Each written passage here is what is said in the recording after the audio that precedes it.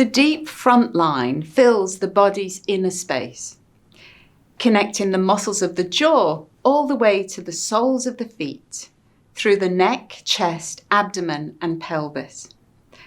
The deep front line is often referred to as the core, and although this may be an overused term, a toned and engaged deep front line does provide inner support. The deep front line is harnessed at heel strike and at push-off through the connections and switches that stretch from the head to the feet. In the leg, the deep front line begins with the three muscles of the deep posterior compartment, crosses the medial aspect of the knee and divides into the anterior and posterior adductors, which travel in front of and behind the hip.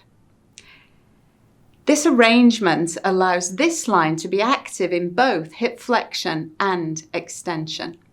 And from their respective attachments at the hip, we travel to the pelvic, abdominal, and thoracic cavities. And finally to the head. The deep front line incorporates the pelvic floor, the diaphragm, and it surrounds our organs. It's closely associated with our emotional states and even our sexuality. Issues from within the deep front line reflect on the outside.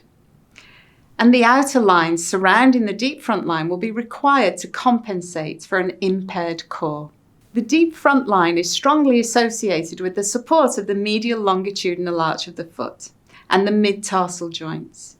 The tendons of flexor hallucis and digitorum longus and tibialis posterior are the final set of strings that work in concert to resupinate for push-off.